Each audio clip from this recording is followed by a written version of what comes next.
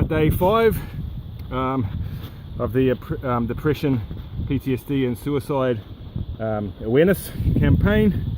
It's a bit windy up here and my camera skills are a bit shit at the moment, but basically the first thing I wanted to say was thank you to everybody that's liked and commented on these videos so far.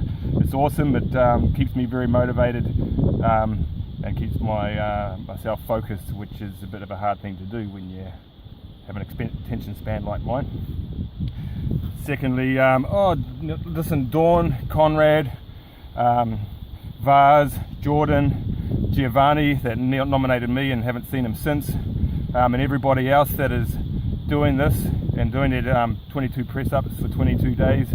Keep up the good work, fellas. I haven't looked at your videos since starting mine, reason being that I don't want to be influenced by yours. I want my thoughts to be original, and I will be watching your videos. When I've finished mine, I'm going to have a binge session, so hopefully you're doing good, and I should get a few laughs out of it. Anyway, I did want to briefly talk about depression. I'll be quick.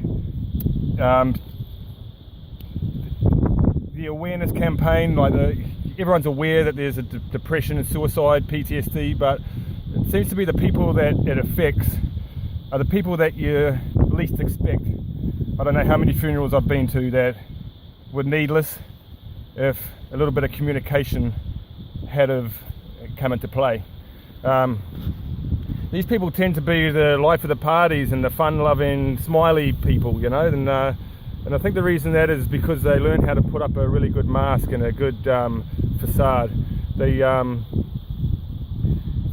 culture for me growing up was not to talk about it, and that's what needs to change. Instead of putting it all under your head and keeping it under your, all to yourself, we've got to learn to communicate with each other, and no one's going to know how you're feeling unless you tell them. So if you are suffering from depression, please, communication, I can't stress, is the most important thing, along with exercise, nutrition, and a lot of other things, and I'll probably get into that as we go along, because I've still got a long way to go. It's only day 5, but I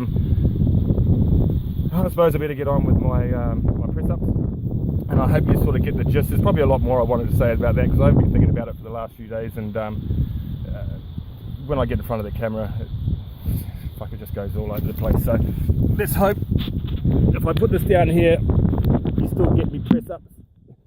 I'll try it over here. You're going to have to be close in because it's on a bit of a cattle rut.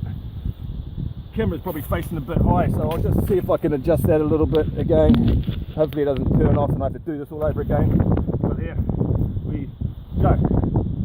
1, 2, 3, 4, 5, 6, 7, 8, 9, 10, 11, 12, 13, 14, 15, 16, 17, 18, 19, 20, 21, 22, and 1 for luck.